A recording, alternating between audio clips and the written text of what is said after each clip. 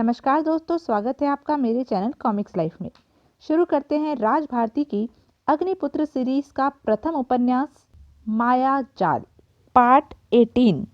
मकानों के सामने अहाते थे जिनमें भेड़ बकरियां व घोड़े बंधे हुए थे।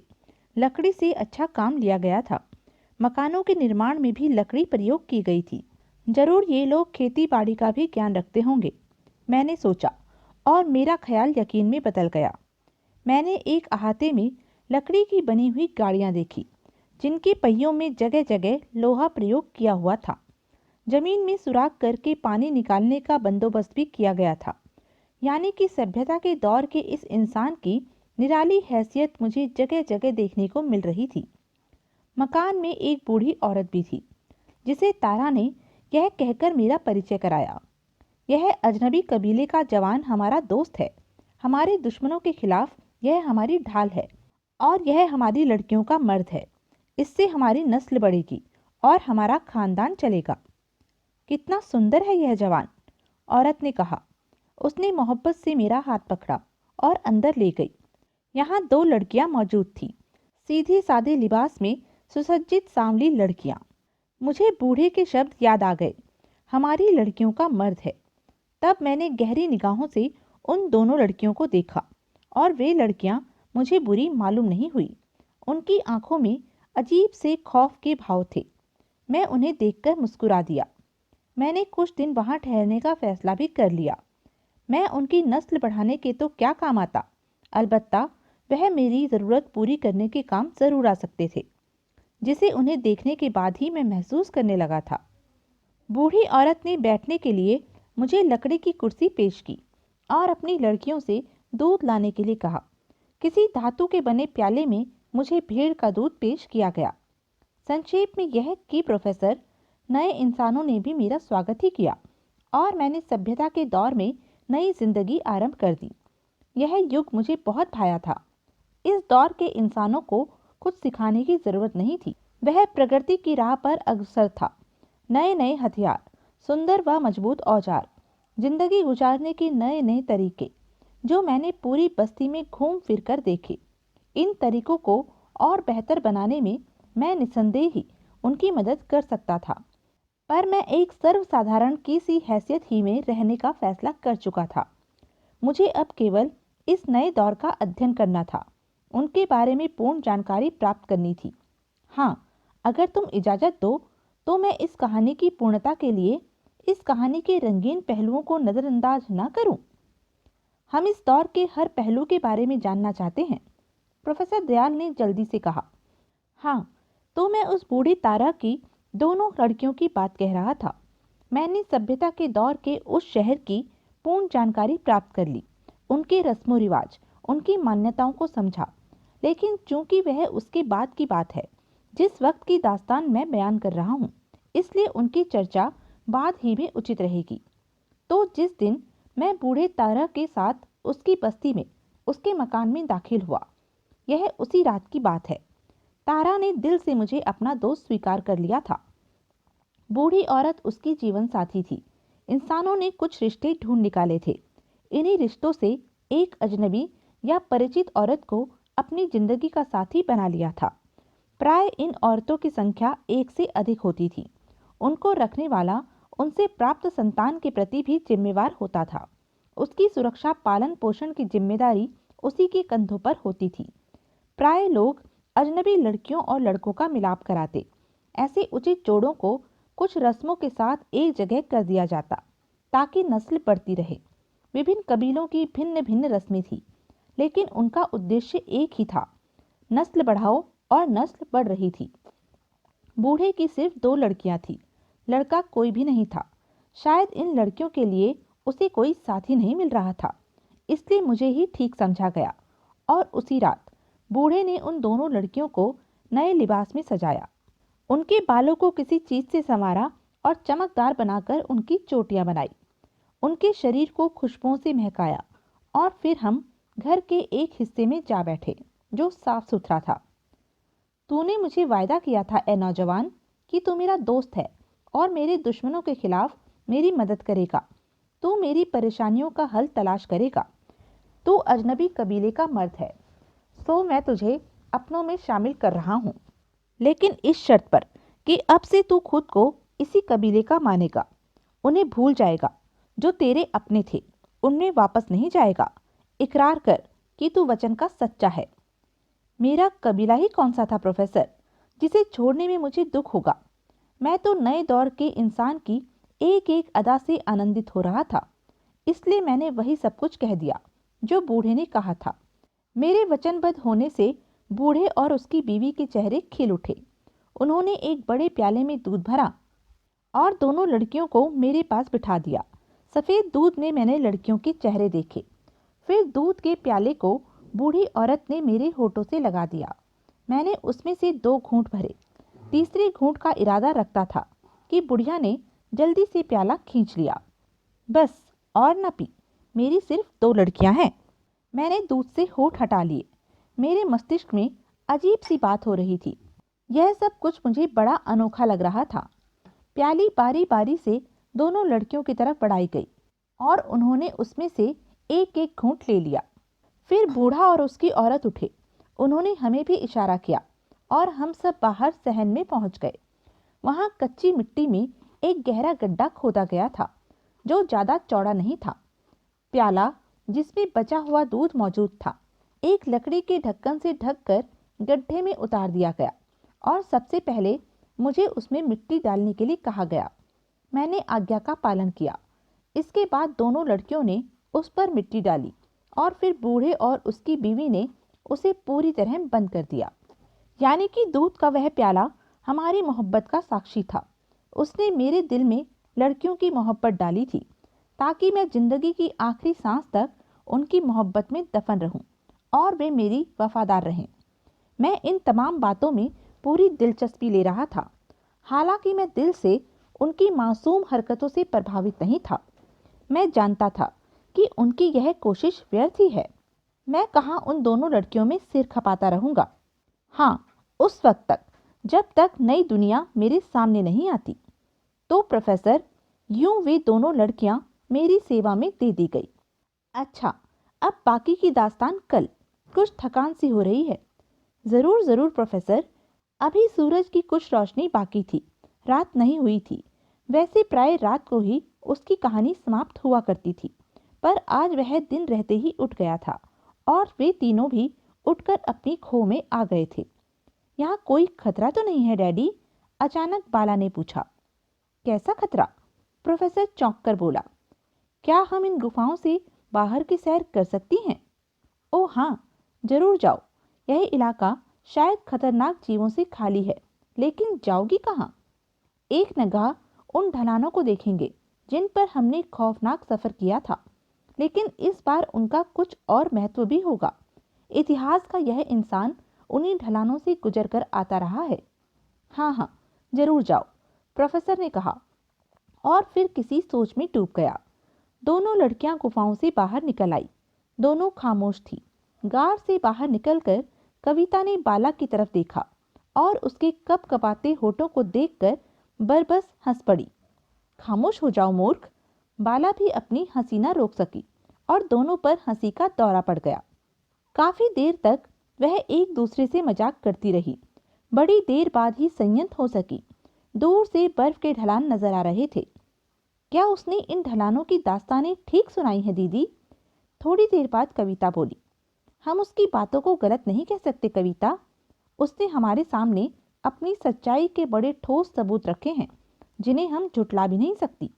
या फिर इस वीराने में जहां इंसान ने आने की कल्पना भी नहीं की होगी, ऐसी भव्य प्रयोगशाला, यह साजो सामान किसी और तरह लाने के बारे में क्या सोचा जा सकता है? कभी कभी तो मैं उसके बारे में कुछ और ही सोचने लगती हूँ दीदी, कविता ने कहा। क्या? बाला ने पूछा। वह कोई रूह तो नहीं है? उसके जिंदा मनुष्य होने का क्या सबूत है? तुम उसे रूह भी किस तरह साबित कर सकती हो? फिर मुमकिन है वह आदिकाल का कोई जादूगर हो जो मरकर भूत बन गया हो और उसने अपनी माया द्वारा ही यह सारा माया जाल फैला रखा हो। एक मायावी के लिए यह कठिन भी तो नहीं। अगर तुम उसे जादूगर ही समझ रही हो तो फिर उसकी आप बीती को भी सच ही क्यों नहीं समझ लेती? वह अक्ल में नहीं बैठता और जादूगर वाली बात समझ में आती है, इससे वजनदार मेरा तर्क है। वह क्या? मैं कभी कभी सोचती हूँ कि वह एक उच्च शिक्षा प्राप्त वैज्ञानिक है जिसने भरी पूरी दुनिया छोड़कर इन वीरानों को अपने परीक्षणों व प्रयोगों का केंद्र बनाया है। वह विज्ञान व इतिहास का जबरदस्त ज्ञान रखता है, इन विषयों का विशेषज्ञ है और महज समय बिताने को ही अपने अनुभवों के आधार पर यह लंबी कहानी गढ़ी है और हमें सुना रहा है। हमारे आने से उसका एकांत भी मिट गया है। लेकिन तुम यह क्यों भूल रही हो कि वह हमें एक शीशे के बंद ताबूत में मिला था। उसका शरीर विचित्र अवस्था में था। यह भी विज्ञान का कमाल हो सकता है। संभव है वह कोई प्रयोग करने के लिए ताबूत में लेटा हो और संयोग से हम आ गए हो। लेकिन दीदी, उसका चमकदार जिस्म और वह पत्थरों वाला प्रदर्शन। भाई, इस दौर के विज्ञान द्वारा सब कुछ संभव है, लेकिन वह यहाँ रहकर क्या कर रहा है? शायद चांद पर जाने की तैयारियां। मुमकिन है किसी दिन वह अंतरिक्ष में उड़ जाए और फिर उसकी मंजिल कोई रहस्यमय ग्रह हो। हाय दीदी, फिर हमारा क्या होगा? कविता ने भयभीत अंदाज में कहा। उसके चेहरे पर हवाइयां उड़ रही थी। बाला खिलखिलाकर हंस पड़ी, लेकिन कविता गंभीर ही थी। तुम हंस रही हो दीदी, लेकिन अगर तुम्हारा ख्याल सच निकला तो क्या हम भी किसी अजनबी ग्रह की सैर करेंगे? मैं तो कभी नहीं जाऊंगी, कह ही देती हूँ। और यह डैडी, आज मैं उनसे बात करूंगी। हमें यहाँ आए कितने दिन बीत गए हैं, अब तो याद भी नहीं। बस जिंदगी यहीं तक सीमित होकर रह गई है। रात हो सो जाओ, सुबह हो उठ जाओ, खाओ पियो और उसकी बकवास सुनने बैठ जाओ। सच कहो कविता, क्या उसकी बकवास दिलचस्प नहीं होती? दिलचस्प तो होती है दीदी, लेकिन आखिर कब तक? कोई हद भी हो। डैडी भी मजबूर हैं। क्यों? क्या मजबूरी है? क्या उसकी मदद के बिना हम यहाँ से निकल सकते हैं? तो फिर उससे मदद के लिए कहते क्यों नहीं?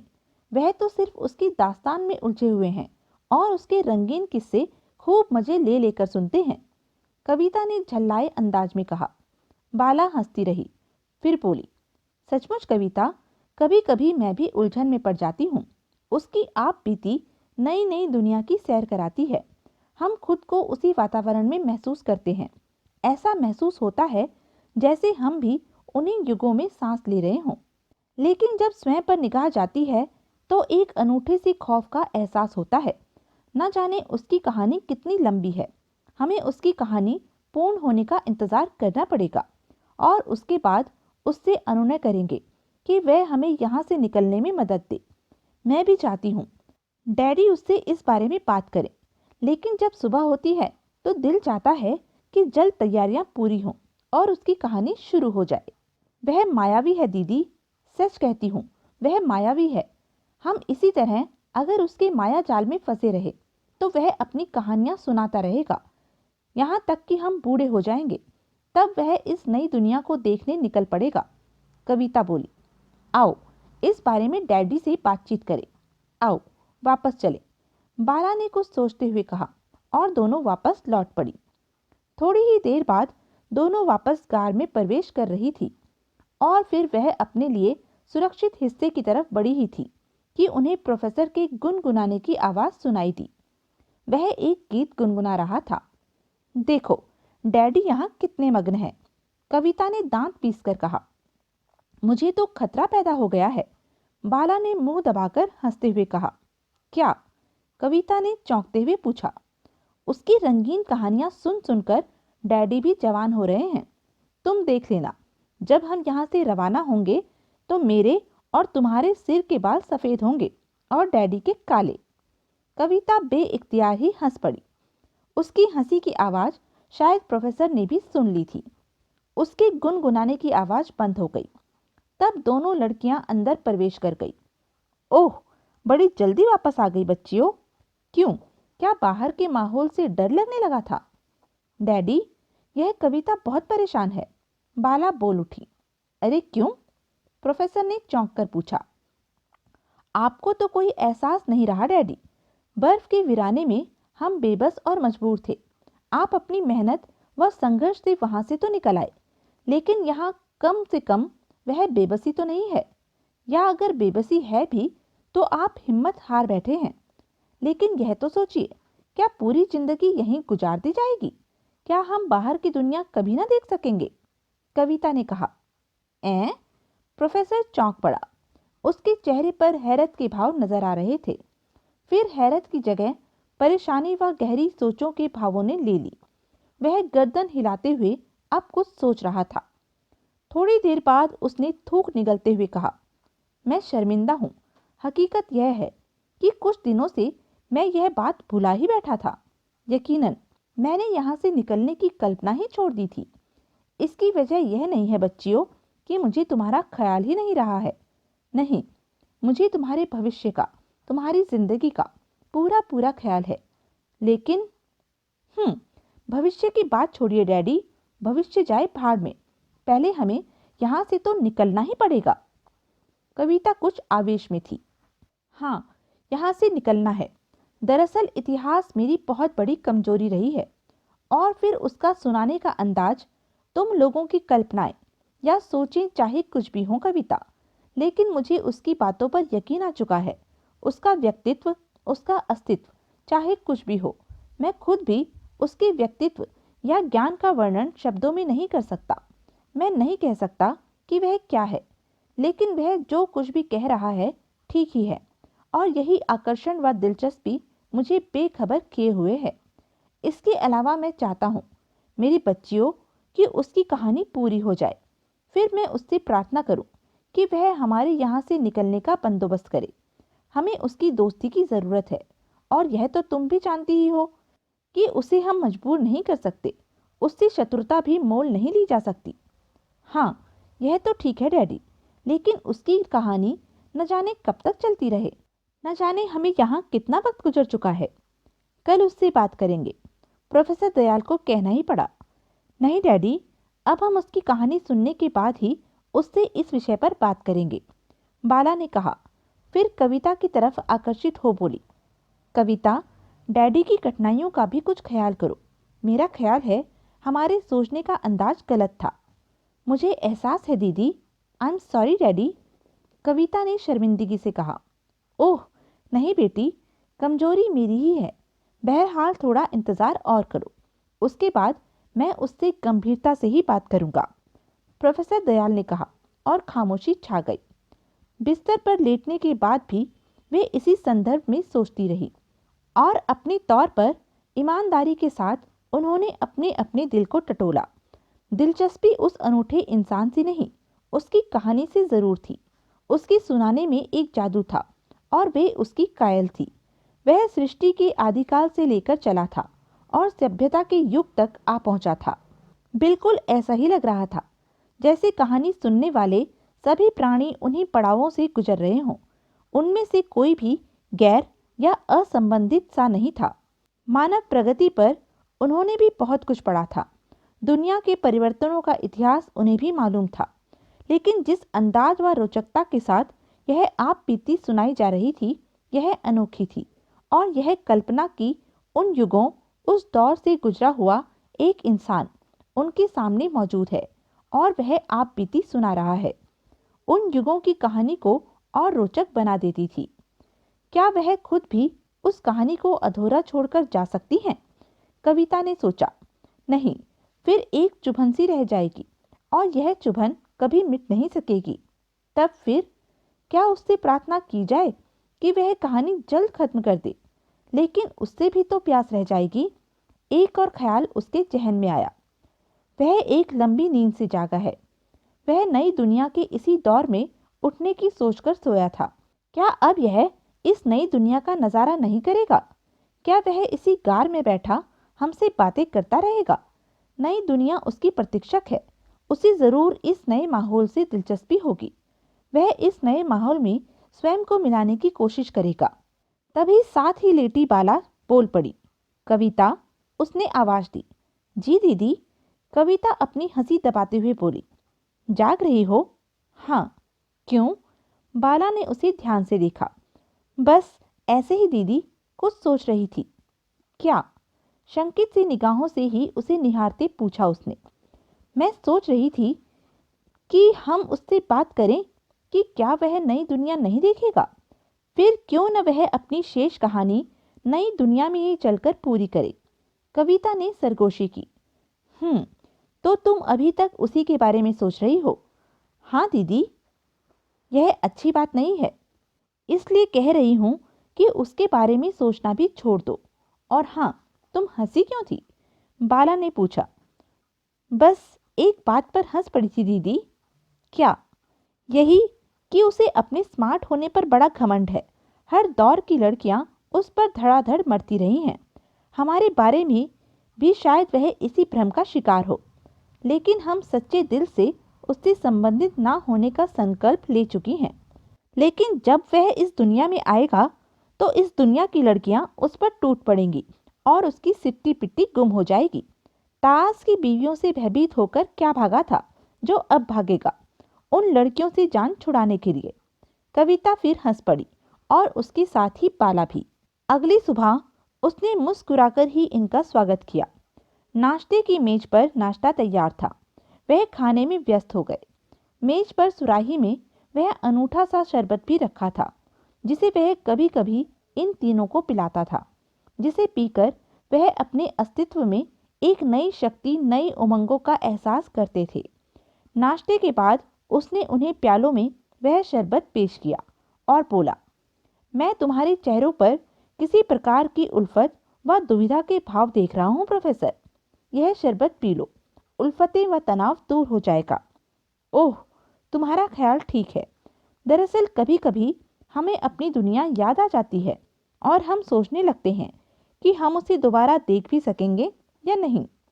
मैं हर अवस्था की तस्वीर तुम्हें दिखा रहा हूँ प्रोफेसर। आप कह ही चुके हैं कि इस दुनिया से आपको कोई खासी दिलचस्पी नहीं है। इत्मीनान से चलेंगे प्रोफेसर, जल्दी क्या है? उसने कहा और प्रोफेसर खामोश हो गया। उसके इशारे पर लड़कियों ने भी शरबत के प्याले उठा लिए और शरबत ने सचमुच ही उनके मस्तिष्क का तनाव मिटा दिया। उलझने अंदेशे जाते रहे। उनके शरीर में सरूर की लहरें सी लहरा उठी। कहानी वहां खत्म हुई थी जहां तुम उन दोनों लड़कियों के साथ थे। प्रोफेसर ने मुस्कुराते हुए उसे याद दिलाया। वह बोला, आरंभ के दिनों में मैं भी खुश रहा। बूढ़े चरवाहे की भेड़ों की जिम्मेवारी अब मैंने ले ली थी। मैं उसकी भेड़ें पहाड़ों पर ले जाता। मेरे साथ मेरी दोनों बीवियां होती।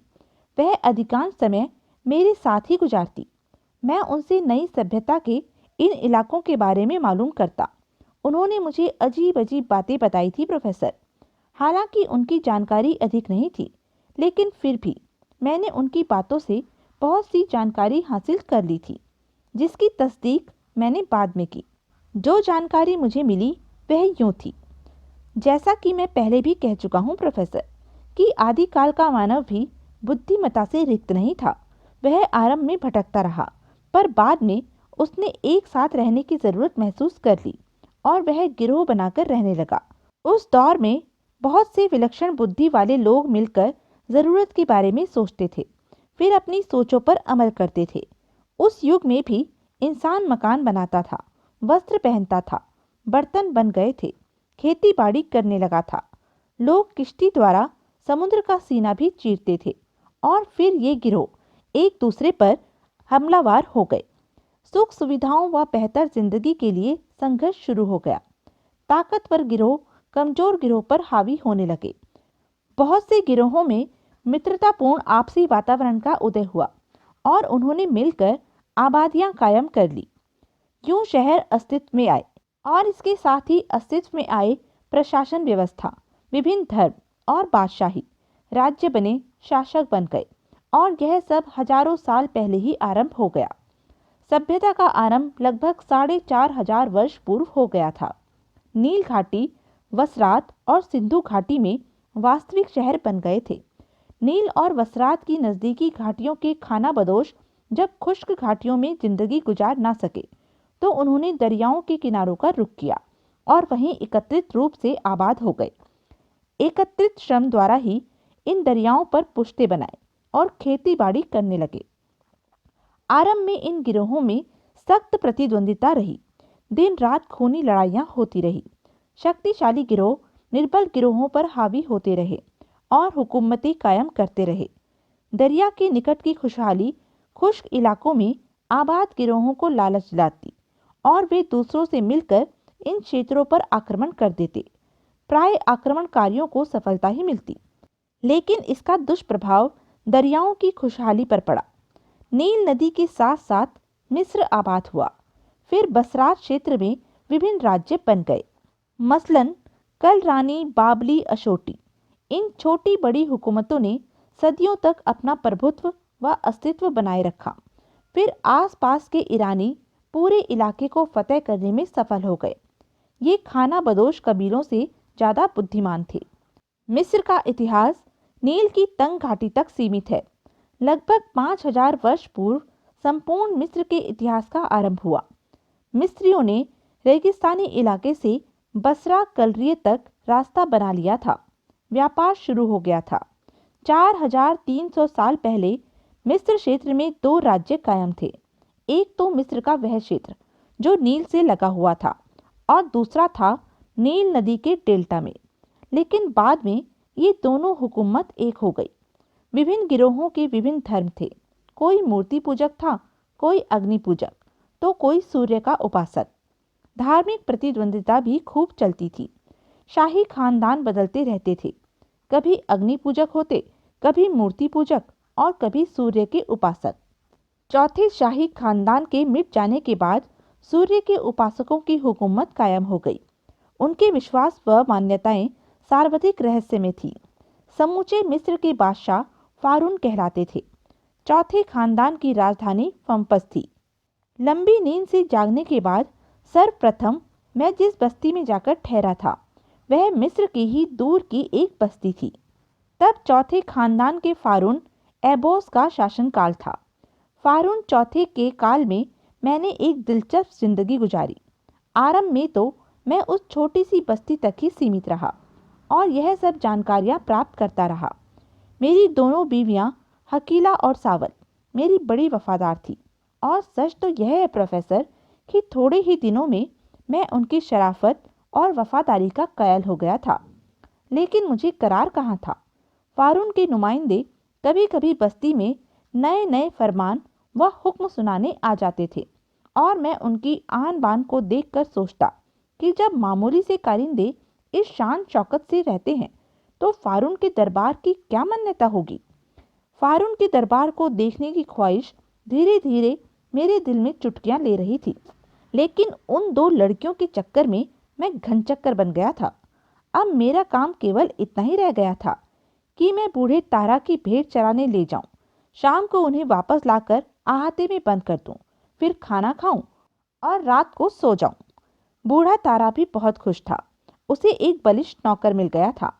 वह रात दिन आराम करता और अब बहुत मोटा हो गया था। प्रोफेसर, दुर्गति बन रही थी तो मुझ जैसे इंसान की, लेकिन मैं सिर्फ एक लाभ उठा रहा था। यानी जिस वक्त मैं भेड़ वापस लाता, खाना पीना और रात होने में कुछ देर बाकी रह जाती तो बस्ती के उन बूढ़े लोगों में जा बैठता जो शाम को एक जगह बैठकर आपस में बातें किया करते थे। यह बातचीत फारून की महानता व भव्यता के बारे में ही हुआ करती थी। वह उसे खुदापन समझते थे। फारून का हुक्म एक तरह से खुदा का हुक्म होता। पूरी जमीन का वह मालिक था और उसी के हुक्म से सबको रोटी मिलती थी। फारून के कामकाज को कासीन चलाते थे जो वास्तव में ऐश करते थे। और सच तो यह था कि फारून के रहस्यमय शासन को और अधिक प्रभावशाली व रहस्यमय बनाने में इन्हीं कासीनों का हाथ था। वह नए नए कानून बनाते और फारून उनकी स्वीकृति दे देता। किसकी मजाल थी जो इन कानूनों का उल्लंघन करे। उल्लंघन करने वालों को भयानक सजाएं मिलती थी। मैं बता चुका हूँ कि मिस्र में आबाद होने वाले विभिन्न कबीलों से संबंध रखते थे। उनके विश्वास एक दूसरे से भिन्न थे, लेकिन जिसकी लाठी उसकी भैंस वाला मामला था। यानी पूरे देश का धर्म व कानून वही होता जो सामयिक फारून शासक का होता। किसकी मजाल थी जो उस धर्म व मान्यताओं की अपेक्षा करे। यूं तो अब भी लोग चोरी छिपे अपने धर्म के उपासक थे, लेकिन हालात ये थे कि अगर उनके बारे में फारून के कारिंदों या उनके मुखबिरों को मालूम हो जाता तो वह कासीनों के आदेशों के अनुसार इन लोगों को गिरफ्तार करके ले जाते और उसके बाद उनका क्या हर्ष होता कोई नहीं जानता था। हाँ, यह आज तक का इतिहास था कि उनमें से कभी कोई वापस नहीं आया। वक्त बीतता गया और मैं सभ्यता के उन नए इंसानों के बारे में ज़्यादा से ज़्यादा जानकारी हासिल करता रहा, यहाँ तक कि मैं जो कुछ मालूम करना चाहता था मालूम कर लिया। अब मैं वहाँ से निकल जाना चाहता था। बूढ़ा तारा यूं तो बहुत खुश था, लेकिन उसे इस बात की सख्त शिकायत थी कि मैं एक विशाल डिल डॉल का आदमी होने के बावजूद उसकी लड़कियों को गर्भवती नहीं बना सका था। बूढ़ा अपनी नस्ल बढ़ाना चाहता था और इस सिलसिले में कई बार मुझसे चर्चा कर चुका था, लेकिन मैं मुस्कुरा देने के सिवाय और कर भी क्या सकता था। अब मैं रात दिन इसी सोच में था कि किसी तरह यहाँ से निकल चलूं और फारून की राजधानी का रुख करूं। तब मेरे दिमाग में एक तरकीब आई और मैंने इस युक्ति को ही क्रियान्वित करने का फैसला कर लिया। लेकिन इसमें एक कठिनाई थी। वह यह थी कि इस ढंग से मैं फारून के दरबार तक पहुंचना चाहता था। उसमें बूढ़ा और उसका परिवार भी फंसता था। ये लोग मुफ्त में मारे जाते। मैं यह नहीं चाहता था। बूढ़े की पूरी बस्ती भी खतरे में पड़ सकती थी। मैंने पहले उससे अलग हो जाने का फैसला किया। एक शाम मेरी बूढ़े से कटु वार्ता हो गई। जंगल में मैंने एक भेड़ मारकर भून ली थी। शाम को मैं वापस आया और बूढ़े ने भेड़ों की गिनती की तो एक भेड़ कम पाई। उसने सख्ती से ही इसके बारे में पूछताछ की तो मैंने कह दिया कि मैं इस बारे में कुछ भी नहीं जानता। तू अपने डिल डॉल के विपरीत बड़ा निकम्मा इंसान निकला। मैंने तुझे अजनबी समझकर शरण दी, अपनी बेटियां तेरे हवाले की, लेकिन तू उनसे औलाद भी ना पैदा कर सका। बेहतर है तू मेरी बेटियों से रिश्ता तोड़ दे और आज ही यहाँ से चला जा। ठीक है तारा, मैंने तेरी लड़कियों को छोड़ा। इस तरह नहीं, जमीन खोदकर दूध का प्याला निकालकर फेंक दे। मैंने जमीन खोदने का औजार लिया और जमीन खोदकर वह प्याला निकाल लिया जिसका दूध कभी का सूख चुका था। तब बूढ़े की दोनों बेटियां रोती चिंघाड़ती आई और बूढ़े को भला बुरा कहने लगी। पर अब तो जो होना था हो चुका था। बूढ़ा बाहर आया और उसने बस्ती के लोगों को एकत्रित करके बताया कि अब उसका मुझसे कोई संबंध नहीं रहा है। मुझे बूढ़े या इसके खानदान से संबंधित ना समझा जाए। बस्ती के लोगों ने मुझे नफरत से देखा, लेकिन बहरहाल मैं आज़ाद हो गया था और अब मुझे किसी चीज़ की परवाह न थी। मैं बस्ती से निकल आया और उस दिशा में चल पड़ा जहाँ के बारे में मुझे मालूम हुआ था कि यह रास्ता राजधानी को जाता है। रफ्तार सुस्त थी। मुझे तो मालूम था कि मुझे कितनी दूर चलना होगा। बहरहाल मैं चल दिया था। मेरी आंखों में शाही दरबार की भव्यता व ऐश्वर्य का नक्शा घूम रहा था। मैं उस अनूठे व अनोखे माहौल को देखना चाहता था जिसकी भव्यता और महानता की ना जाने कितनी कहानियां सुनी थी मैंने। मैं उन लोगों में अपनी हैसियत के बारे में सोच रहा था। और फिर एक दिन और एक रात का सफ़र ही तय हुआ था प्रोफेसर कि मैं एक शाम एक बस्ती में जा निकला। बस्ती देखकर मुझे खुशी ही हुई थी कि यहाँ मुझे कुछ खाने को मिल जाएगा, लेकिन इसकी वीरानी देखकर मुझ पर हैरत के पहाड़ टूट पड़े थे। आखिर यह बस्ती कैसी है? यहाँ के लोग इतने खामोश क्यों हैं? क्या पूरी बस्ती ही वीरान है? घरों में चिराग रोशन है, लेकिन आबादी नहीं है। मैं इस आश्चर्यजनक मकानों के बीच से गुजरने लगा और अंततः एक मकान के दरवाजे पर रुककर दस्तक दी। कौन है? अंदर से एक डरी डरी आवाज़ सुनाई दी। बाहर आओ, मैंने कहा। दरवाज़ा खुला और एक सहमे हुए चेहरे ने बाहर झांका। मैं भूखा हूँ, मुझे कुछ खाने को दो, मैंने कहा। छुप जाओ, भाग जाओ, क्यों हमारी जान के ग्राहक बने हुए हो? झांकने वाले ने कहा और खटाक से दरवाज़ा बंद कर लिया। मेरी समझ में कुछ नहीं आया। बहरहाल मैंने दोबारा दस्तक देना मुनासिब नहीं समझा। हाँ, इतना अंदाजा था कि बस्ती के लोग किसी खौफ से खामोश हैं, लेकिन यह कैसा खौफ है और क्यों है? मेरे मन में जिज्ञासा उत्पन्न हो गई, लेकिन हालात ऐसे थे कि खौफ की यह वजह कहीं भी तलाश करना संभव नहीं था। अभी मैं सोच ही रहा था कि अचानक मेरे कानों में साजों की आवाज़ पड़ी। यह बस्ती की पहली आवाज़ थी और मेरे कान इस आवाज़ से अपरिचित नहीं थे।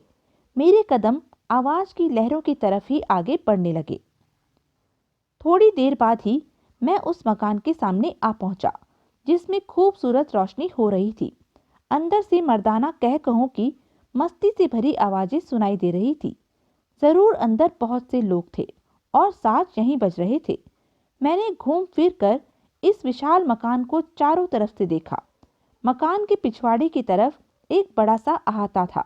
उस मकान के अंदर जाने का यह भी एक रास्ता था, लेकिन यह रास्ता बहुत से घोड़ों की मौजूदगी की वजह से बंद हो गया था। असंख्य चाक चौबंद व बलिष्ठ घोड़े खड़े थे, जिनसे अंदर मौजूद लोगों की संख्या का अंदाजा लगाया जा सकता था। तब मैं सामने वाले मुख्य दरवाजे पर आ गया। यह मजबूत दरवाजा अंदर से बंद था। मैंने दरवाजे पर दस्तक दी, लेकिन साजों और कहकहों के शोर में दस्तक किसी ने ना सुनी। मैंने दूसरी बार जोर से और तीसरी बार और अधिक जोर से दस्तक दी, लेकिन अंदर के मदमस्त लोग कह कह लगा रहे थे। अगर मैं भूखा ना होता प्रोफेसर, तो यकीनन मुझे गुस्सा ना आता और मैं दरवाज़ा खुलवाने की कोशिश करता रहता। लेकिन भूख बड़ी तेजी से लग रही थी और मज़े की बात तो यह थी कि अंदर से गोश्त के भुनने की मन भावनी खुशबू भी उठ रही थी। इसलिए खुद पर नियंत्रण रख पाना कठिन हो गया। मैंने बाएं कंधे से एक जोरदार टक्कर उस दरवाजे पर दे मारी। हालांकि दरवाजा बहुत मजबूत था, लेकिन मुझे भूख भी तो बड़ी तेज लग रही थी। दूसरी तरफ से कुछ चीखें सुनाई दी। दरवाजा चौखट सहित उखड़कर किसी पर जा पड़ा था और दरवाजे के नीचे दबे लोग चीख रहे थे। साज एकाएक ही खामोश हो गए, कह कहे एकदम रुक गए। गर्दनें मेरी तरफ मुड़ गई। मैंने एक निगाह पूरे माहौल पर डाली। बलिष्ठ दिल डॉल वाले जवान लकड़ी व पत्थर की बेंचों पर बैठे थे। उनके शरीरों पर फारून के सिपाहियों वाला लिबास था। उनके सामने लकड़ी की मेजों पर पत्थर के मर्तबान मौजूद थे, जिसमें मादक द्रव्य भरा था। उसके साथ ही भेड़ों व मुर्गी के भुने हुए बड़े बड़े टुकड़े भी थे। कुछ के हाथ में भुना हुआ गोश्त था और कुछ के हाथ में शराब के जाम। मेरे इस अकस्मात हस्तक्षेप से वातावरण पथरा गया। उन लड़कियों की उंगलियां साजों पर स्थिर हो गई थी, जो उनके मनोरंजन के लिए साज बजा रही थी। शायद वह शराब खाना था, लेकिन इतनी संख्या में उन लड़कियों की वहां मौजूदगी निसंदेह ही आश्चर्यजनक थी। तभी मेरे जहन में एक ख्याल आया। संभव है बस्ती की सभी लड़कियां जबरदस्ती यहाँ लाई गई हों। जरूर यही बात थी। स्पष्ट है वह फारून के सिपाही थे। किसमें साहस था जो उन्हें रोक पाता या उनके आदेश को मानने से आनाकानी करता। वातावरण की यह निस्तब्धता कई क्षणों तक बनी रही, सिवाय उन लोगों के जो भारी दरवाजे को खुद पर से हटाने में असफल रहे थे और चीख रहे थे। मैं माहौल का जायजा ले चुका था। मैं आगे बढ़ा। दरवाजे के नीचे से जो टांगे झलक रही थी, वह भी फारूनी सिपाहियों की ही थी। निकट ही एक उल्टी पुल्टी मेज पड़ी थी, जिस पर रखे जार के टूट जाने से शराब जमीन पर बह रही थी। मैं इत्मीनान से आगे बढ़ा और गिरे हुए दरवाजे पर चढ़कर दूसरी तरफ जाने लगा। दरवाजे के नीचे दबे हुए सिपाही इस तरह चीख रहे थे जैसे उनकी गर्दन पर छुरी फेरी जा रही हो, लेकिन वास्तव में उनकी वे चीखें मौत की चीखें ही थी। दरवाजे में लगी कीलें मेरे वजन से उनकी खोपड़ियों में उतर गई थी और अब वह दरवाजे के नीचे पानी से निकली मछलियों की तरह तड़प रहे थे। लेकिन मैंने उनकी तरफ ध्यान नहीं दिया और आगे बढ़ता रहा। फिर मेरे सामने सबसे पहली मेज आई, जिसके गिर्द एक देवकाय सिपाही एक लड़की के साथ मेरी तरफ देख रहा था। लड़की के कोमल शरीर पर खून की लकीरें नाच रही थी। उसके गालों पर दांतों व खरोंचों के निशान उजागर थे, जिनसे खून छलक रहा था। मैंने यह सब देखा और फिर मेज पर रखी भेड़ की संपूर्ण रान को, जिससे उठती भाप से सौंधी सौंधी महक उठ रही थी, हाथ बढ़ाकर उठा लिया और फिर दोनों हाथों में दबाकर उसे दांतों से उधेड़ने लगा। मैं जिस अंदाज से अंदर दाखिल हुआ था और मेरा जो दिल डौल व बलिष्ठता थी, उसने कुछ क्षणों के लिए उन सबको प्रभावित कर दिया था, लेकिन फिर वे संभल गए। हॉल में कुछ गुर्राहटें उभरी, जिनमें सबसे स्पष्ट गुर्राहट उस शख्स की थी जिसकी मेज के गिर्द मैं खड़ा था। उसका चेहरा कबूतर के खून की तरह सुर्ख हो गया था और दांत भयानक अंदाज में निकल आए थे। फिर वह एक वहशियाना चीख के साथ मुझ पर झपटा, लेकिन मैं जवाब के लिए तैयार था। हाथ में पकड़ी भेड़ की रान ही मैंने पूरी शक्ति से घुमाई और उसके मुंह पर दे मारी। छोटी सी रान की हड्डी इतनी मजबूत नहीं थी, लेकिन बहरहाल वह मेरे हाथ में थी और मैंने मारी भी जोर से थी। फिर कोई घातक परिणाम देखने में क्यों ना आता। उसके माथे ने गाढ़ा खून उगल दिया था, जिसमें से कुछ खून भुनी हुई रान को भी लग गया था। उसकी चीख बहुत भयानक थी। खून उसकी आंखों में भर गया था और वह अंधों की तरह दोनों हाथों से मुझे टटोल रहा था। लेकिन मैंने रान से इंसानी खून भी साफ नहीं किया। इत्मीनान से ही फिर उसे उधेड़ने में मगन हो गया। उसके साथियों को शायद मेरी यह दरिंदगी से भरी हरकत बहुत पसंद आई, क्योंकि ना तो कोई उसकी मदद के लिए उठा था और ना ही किसी ने एक भी शब्द मुंह से कहा था, बल्कि इसके विपरीत कईयों के चेहरे पर मुस्कुराहट नाच उठी थी। लेकिन उसकी हालत बहुत खराब थी। वह अब लहराने लगा था और उसके गले से दबी दबी दर्दनाक चीखें उभर रही थी और फिर वह कटे हुए वृक्ष की तरह ही जमीन पर ढेर हो गया। मैं पूर्ण निश्चिंतता के साथ ही उसके सीने पर पांव रखे खाता रहा। मैंने उसकी कुर्सी खींची और बैठ गया। मैंने दूसरे लोगों की तरफ देखा। सभी अपने अपने शगल में मगन थे, नशे में मस्त हुए जा रहे थे। वह शख्स अभी भी उसी तरह पड़ा था जिसे मैंने घायल किया था। उसमें होश के आसार नहीं थे, या फिर शायद वह मर चुका था। कुछ देर बाद एक लड़की मेरे पास आई। मैंने गोश्त के टुकड़े से कुछ गोश्त नोच कर उसे दिया और फिर दोनों कोहनियां मेज पर टिकाते हुए उससे पूछा, तुम्हारा नाम क्या है? आइला। लड़की ने संगीतमय आवाज में जवाब दिया। इस बस्ती का क्या नाम है? अनकिया। उसने हैरत से ही मुझे देखा और उसकी हैरत का कारण समझ गया। मैंने गर्दन हिलाते हुए ही उसका आश्चर्य दूर करना चाहा। हाँ, तुम देख रही हो, मैं इनमें से नहीं हूँ। मैं तुम्हारी बस्ती में अजनबी हूँ। मुझे इन लोगों के बारे में बताओ। मैं इन लोगों के बारे में कुछ नहीं जानता। ये खुदाबंद एबोस के सिपाही हैं। मौत इनके कदमों में लौटती है। जिस तरफ निकल जाएं, इनका आदर करना सबका फर्ज है। इनके पवित्र हुक्म को मानना जरूरी है, वरना जिंदगी साथ छोड़ देती है। लेकिन तुमने यह क्या कहा? ना तुम इनके बारे में जानते हो, ना और इस बस्ती के बारे में। मैं तुम्हारे खुदाबंद एबोस के बारे में भी नहीं जानता। उसे देखना चाहता हूँ, उससे मिलना चाहता हूँ, मैंने कहा। तुम्हारा संबंध कौन से कबीले से है? लड़की ने पूछा। मैं अपने आप में ही एक कबीला हूँ। क्या इन लड़कियों में से कोई भी अपनी मर्जी से इनके पास आई है? नहीं, यह सब बस्ती की लड़कियां हैं। बुजुर्ग इसी दिन को तो डरते थे कि कहीं सिपाहियों का कोई दस्ता इस तरफ ना आ जाए, और वे आ गए। उन्होंने शराब, गोश्त व लड़कियों की मांग की। किसी में भी तो इनके हुक्म को टालने का साहस नहीं था। लेकिन तुम? लड़की ने अपना सवाल फिर दोहराना चाहा। मैं बहुत दूर से आया हूँ, काले पहाड़ों के बीच से। तुम मेरे बारे में नहीं समझोगी। हाँ, अपने खुदाबंद के बारे में जरूर समझाओ। अपने खुदाबंद? लड़की ने चारों तरफ देखते हुए कहा और फिर सहमे हुए अंदाज में बोली, नहीं अजनबी, ऐसा मत कहो। वह सबका खुदाबंद है। उसकी श्रेष्ठता मानने में ही जिंदगी है। ऐसा ना कहो, वरना वे भूखे भेड़िए तुम्हारे जिस्म के टुकड़े टुकड़े कर देंगे। मेरे होठों पर मुस्कुराहट फैल गई। फिर मैं बोला, लेकिन मैं उसे खुदाबंद किस तरह कहूँ जिसे मैंने देखा ही नहीं? क्या शहर यहाँ से ज़्यादा दूर है? कुछ रातों का सफ़र है, बशर्ते कि तुम्हारा घोड़ा तेज रफ्तार हो। लेकिन फिर भी खुदाबंद को सिर्फ चढ़ते चांद की तीसरी रात में देख सकते हो, जब वह महान कासिन सालामोस के साथ मफीद के कलश में दर्शन देता है। खूब, मैंने दिलचस्पी से कहा, और फिर गोश्त की चिकनाहट में डूबी हुई उंगलियां अपने लिबास से साफ कर ली। मैंने भर पेट खा लिया था। मैंने पानी मांगा और उसे पीने के बाद डकार ली। क्या मैं इन सबको कत्ल कर दूं? मैंने लड़की से पूछा।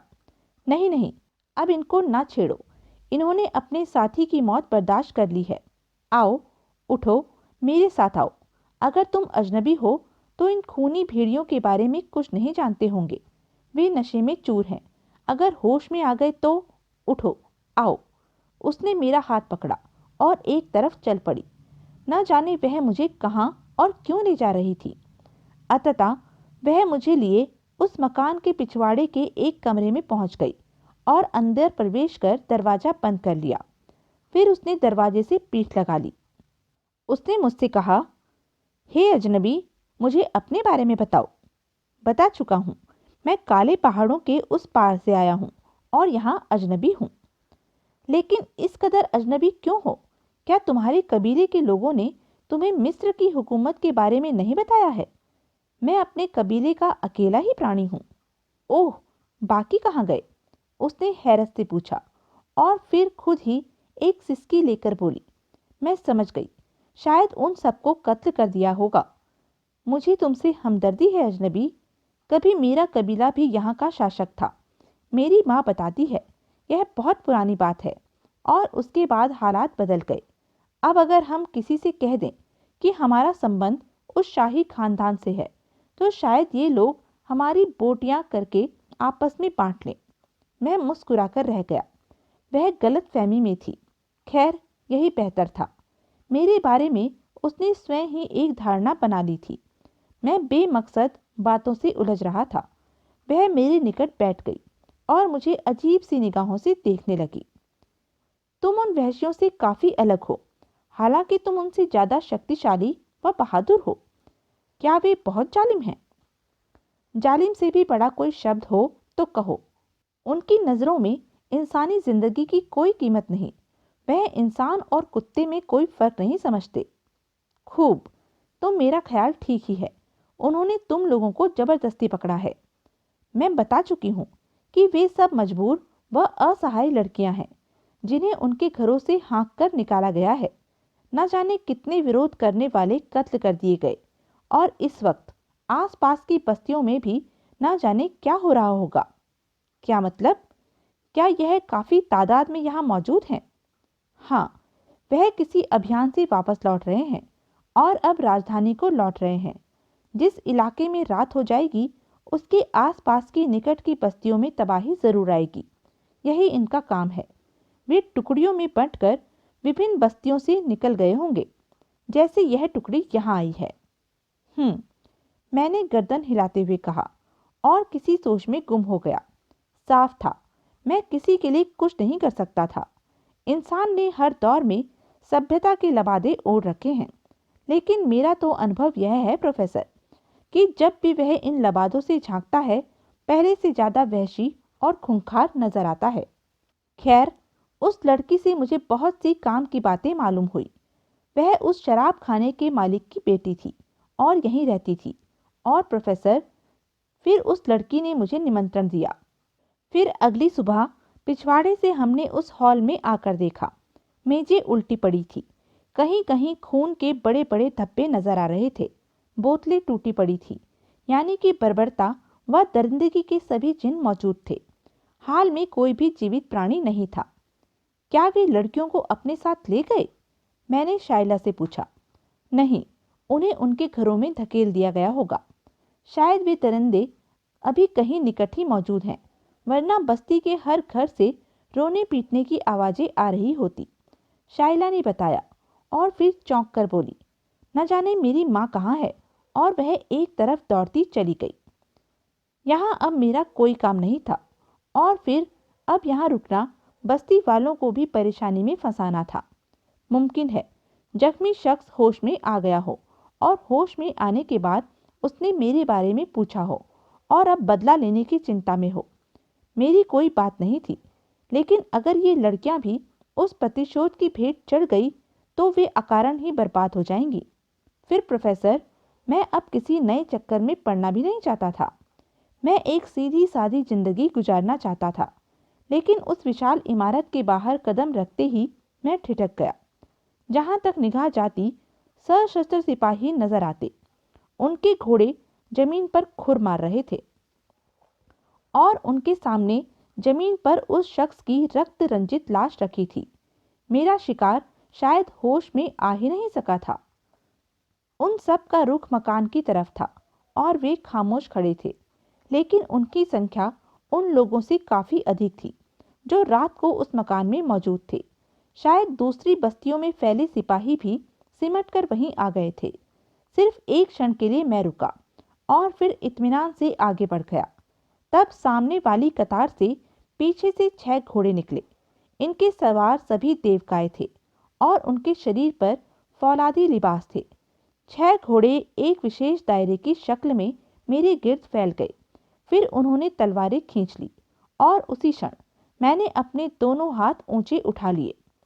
सुनो, पहले मेरी बात सुन लो, मैं तुमसे कुछ कहना चाहता हूँ। लेकिन उन्होंने मेरी बात नहीं सुनी। 6 आदमियों ने वहशियाना नारे लगाए और अपने घोड़े मुझ पर दौड़ा दिए। तब मैं भी उनसे मुकाबले के लिए तैयार हो गया। एक सवार ने मेरी गर्दन पर तलवार का वार किया। मैंने झुककर उसका वार खाली कर दिया और फिर उसके घोड़े की टांग पकड़कर उसे मरोड़ दिया। घोड़ा हिनहिनाकर बुरी तरह नीचे गिरा।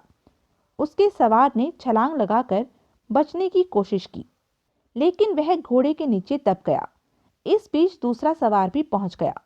उसने तलवार का भरपूर वार किया, लेकिन मैंने उसके साथ भी वही व्यवहार किया था। लेकिन अब दूसरे सवार मुझ पर हमला इसलिए नहीं कर रहे थे कि मैंने उनके साथियों को ढाल बना रखा था।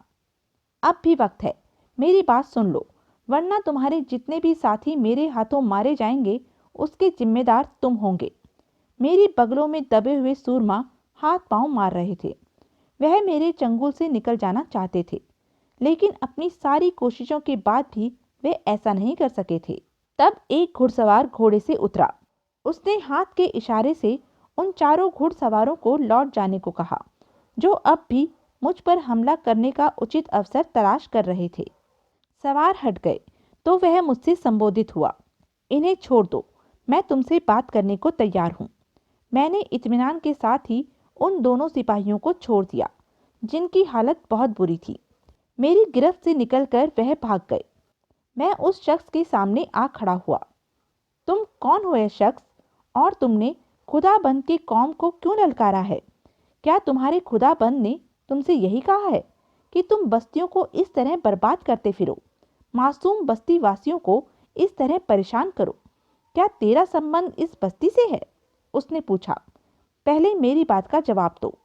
सारी धरती खुदाबंद एस्मोस की है और वही हर शख्स की जान और माल का मालिक है। उसके गुलामों को हक है कि उसके साम्राज्य की एक एक चीज को जरूरत पड़ने पर इस्तेमाल में लाए। क्या तू एमोस महान के इस फरमान को कबूल नहीं करता? नहीं, मैंने जवाब दिया, और एक बार फिर तलवारें मयानों से निकल आई। लेकिन उस शख्स ने हाथ उठाकर उन लोगों को रोक लिया और हैरत भरी निगाहों से मुझे घूरने लगा। क्या तू खुदाबंद के फरमान का बागी है? मैं तुम्हारे खुदाबंद को नहीं जानता, मैंने कहा। क्या तू इस धरती का वासी नहीं है? उसकी हैरत बढ़ती जा रही थी। नहीं, नहीं, मारे हैरत के वह चीख उठा।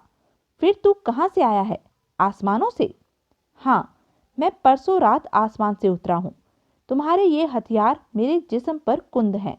तुम्हारी ताकत मेरे सामने है। अगर तुम मुझसे जंग करोगे तो मैं एक एक करके तुम सबको मार दूंगा। इसलिए भलाई इसी में है कि तुम मेरे साथ ठीक व्यवहार करो। मुझे अपने खुदाबंद के पास ले चलो, मैं उसे अपने बारे में बताऊंगा, उसके बारे में जानूंगा। तुम आसमान के निवासी हो? उसने हैरत से कहा। हाँ, मैंने जवाब दिया। तुम आमून के दूत हो? आमून सृष्टि का देवता। उसके चेहरे पर खौफ उभर आया। हाँ, आमून ने मुझे यहाँ भेजा है। उस सिपाही का चेहरा फक पड़ गया। वह पलटा और चीख कर बोला, ए लोगो, ए बहादुर इंसानों, इसे कुछ न कहना, इसका आदर करो। यह वह है जिसकी खुदाबंद ने भविष्यवाणी की थी। हाँ, यह वही है जिसे आना था और वह आ गया। देखो इसके चमकदार जिस्म की तरफ। क्या इसमें आमून की चमक नहीं है? गौर करो इस पर। शर्म करो, तुम उसे न पहचान सके। अपने घोड़ों की पीठ खाली कर दो और इसका सम्मान करो, आदर करो। और मैंने देखा प्रोफेसर कि फौलाद धारण किए वे सूरमा घोड़ों से कूद गए। वह सब घुटनों के बल गिर गए थे और यह स्थिति आदिकाल के मानव से कुछ भिन्न नहीं थी। ध्यान दो प्रोफेसर, ताकत का मनोविज्ञान। ताकत हर दौर में सर्वोच्च रही है। अगर मैं शक्तिशाली ना होता, अगर मैं उन्हें शिकस्त ना देता, तो शायद वे मेरी बात ना मानते। वे भी ताकत के पुजारी थे, ताकत के सामने झुक गए थे।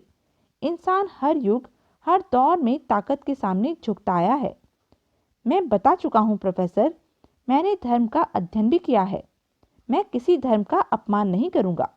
बहुत से धर्म अच्छी शिक्षाएं देकर आए, उन्होंने बेहतरी व भलाई के रास्ते सुझाए, लेकिन उन्हें मानने वाले किसी तरह उनके सामने झुके। क्या पहले उन्होंने इन धर्मों से विमुखता नहीं दिखाई, और उसके बाद उन्होंने क्या शक्ति की श्रेष्ठता को स्वीकार नहीं किया? प्रोफेसर के भावों में बेचैनी उभर आई, जैसे कोई एहसास था उसे बेचैन किए दे रहा था। कुछ क्षण रुक कर बोला, क्या बात है प्रोफेसर, आप कुछ कहना चाहते हैं? हाँ, मेरा ख्याल है धर्म के बारे में तुम्हारी मान्यताएं विद्रोही किस्म की हैं। प्रोफेसर ने साहस कर मन की बात कह दी। मुमकिन है प्रोफेसर, मैं आपको बता चुका हूँ कि मैं केवल मात्र एक श्रोता व दर्शक ही रहा हूँ। मैंने किसी चीज को देखा, उसे परखा अपने ही अंदाज में, और फिर उसके बारे में जो कुछ महसूस किया उस पर भरोसा कर लिया। वही मेरी मान्यता बन गई। मैंने अपनी जानकारी अपने तक ही सीमित रखी। अगर धर्म के बारे में कोई मुझे कुछ समझा सके तो यह मानने में मुझे संदेह नहीं कि मेरी जानकारी में वृद्धि ही होगी। मैं तुम्हारी विशाल हृदयता से प्रभावित ही रहा हूँ। प्रोफेसर बोला, मैं मानव धर्म का ही समर्थक हूँ। मेरा धर्म इंसानी ताकत को स्वीकार नहीं करता। हम सब भगवान को मानते हैं और उसकी श्रेष्ठता के कायल हैं। मैंने गलत नहीं कहा है प्रोफेसर। निसंदेह आपका दिल बड़ा कोमल है, उसकी खूबियाँ मानवता के स्तंभ है। लेकिन मैं सिर्फ ताकत की बात कर रहा हूँ।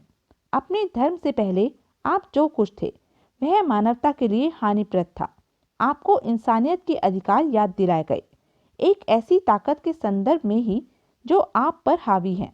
अगर आप इस ताकत का मुकाबला कर सकते तो शायद आप इसे भी स्वीकार ना करते। यानी कि यहाँ भी प्रभुता शक्ति की ही रही। भगवान, खुदा, इसे भी आप एक ताकत का नाम तो देंगे ही, और मेरा अभिप्राय भी केवल मात्र इंसानी ताकत से नहीं है। हाँ, हम प्रभु की प्रभुता के कायल हैं और अपने धर्म को सच्चा मानते हैं। जरूर जरूर। खैर, मैं सिर्फ ताकत का जिक्र कर रहा था। वे लोग भी एक ताकत के सामने नतमस्तक थे। मुझे यहाँ भी उसी ढोंग का सहारा लेना पड़ा था जो पहले भी मेरे काम आया था। तब मैंने उन्हें उठाया और वे मुझे घोड़े पर बिठाकर ले चले, अपने खुदाबंद के सामने। बिल्कुल वही स्थिति थी जो तास के दौर की थी। तास और दूसरे लोगों ने भी अपना दावा किया था। लाश वहीं छोड़ दी गई थी। सिपाही मेरा बड़ा सम्मान कर रहे थे। मैं सफ़र करता रहा। रास्ते में बहुत सी बस्तियां आई, रात भी हुई, लेकिन इन रातों में वे बस्तियों को बर्बाद ना कर सके। मुझे इस बात की खुशी थी। अब मैं फारून के दरबार की तरफ जा रहा था। मैं खुदा का बेटा, इन शब्दों पर जोर देते वह हंस दिया। उस दौर के खुदा से मिलने जा रहा था प्रोफेसर। प्रोफेसर एक गहरी सांस लेकर रह गया। तो यह था अग्निपुत्र सीरीज के माया जाल का अंतिम भाग। ऐसे ही मज़ेदार उपन्यास के लिए बने रहें मेरे साथ। और हाँ, मेरे चैनल को लाइक, शेयर और सब्सक्राइब करना ना भूलें। धन्यवाद।